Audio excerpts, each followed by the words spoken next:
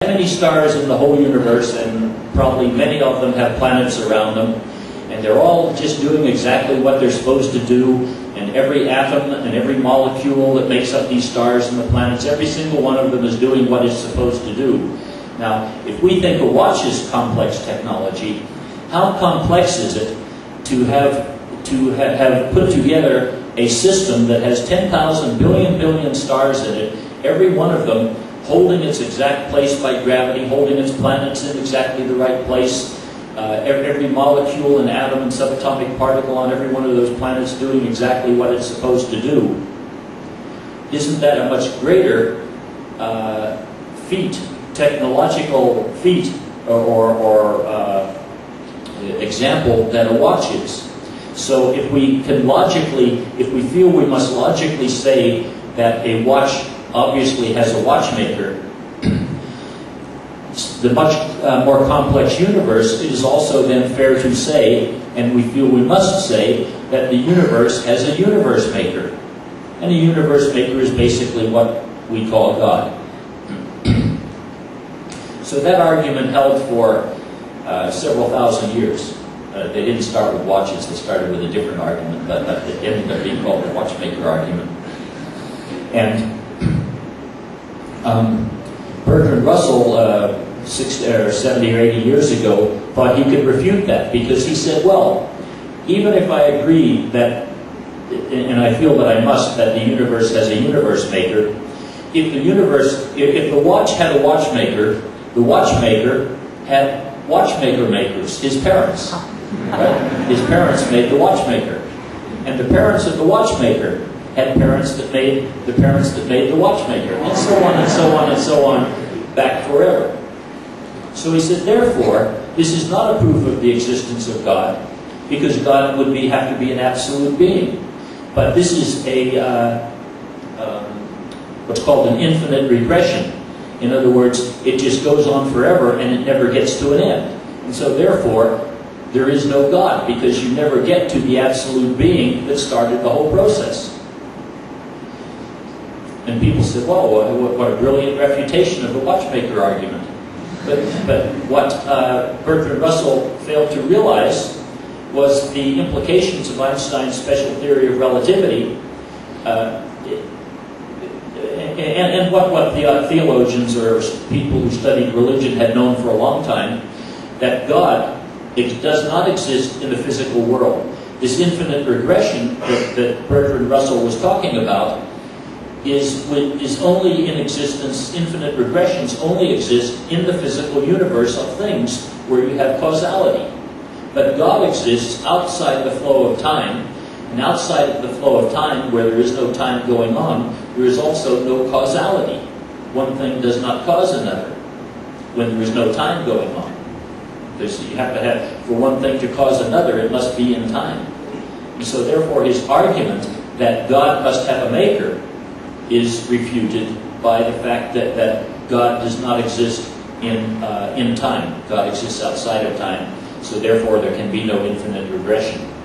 And so God can be an absolute being, and therefore we must understand that to have something so complex as the universe did require a God.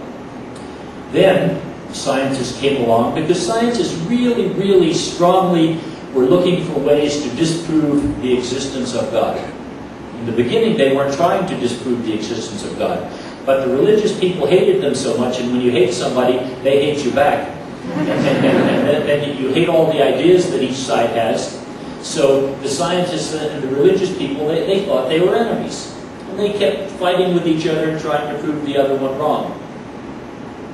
And so scientists came up with a theory for the universe, which was called the steady state theory, which is essentially that the universe has always been like it is.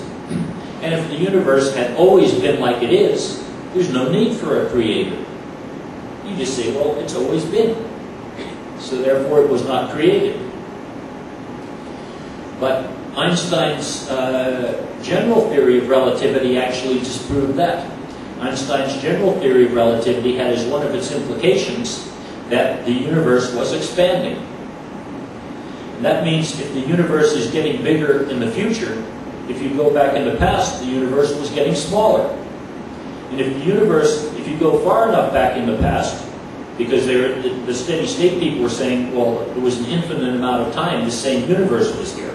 So if you had an infinite amount of time and you go back far enough, and the universe keeps getting smaller and smaller, it has to reach a point where its size is zero and it doesn't exist.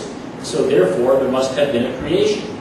Einstein realized this was one of the implications of his special theory of relativity and was so shocked because he didn't want to be a scientist proving that God existed or proving that the universe was created, because we know if the universe was created, there must have been a God. So Einstein actually cheated. He put in a constant into his special theory, a general theory of relativity, to take out that implication, which he later apologized for and said it was the only unethical thing he had ever done in his academic life, which might be true, but it was a really huge thing. But he did that because he just absolutely could not accept the fact that the universe was expanding. The idea that the universe was expanding did not exist in human history until the time of Albert Einstein, except for one place. And this is in the Quran, which is the holy book of the Muslims, where Allah says in a number of translations put into English that I am expanding the universe with my power. But nobody knew what to make of that, so the scholars really didn't address that, because the concept of the universe expanding was just right outside of human thought. Nobody ever thought such a thing was possible.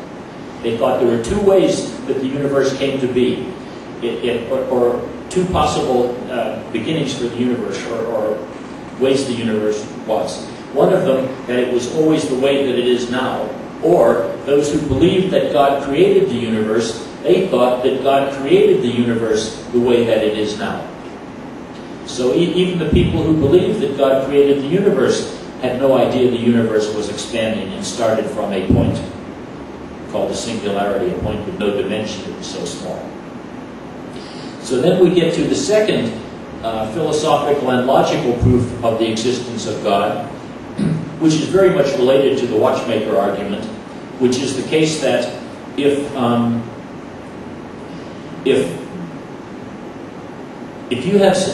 you can prove that the universe began in nothingness, and by the way, Einstein's special theory of relativity, or general theory of relativity, the implication was not just that the universe was expanding or that it had a beginning, but it had a beginning in nothingness.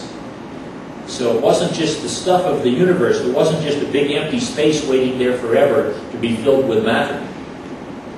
There wasn't even a big empty space, so there was no matter and there was no big empty space. But there was not even any time going on. Time and space are artifacts of the existence of matter. Matter, because some of you, I'm sure, some of you know that photons of light energy, when they collide with each other, transform into matter. Energy becomes matter with Einstein's very famous formula, E equals mc squared. And what this is about, it is about the transformation of energy into matter.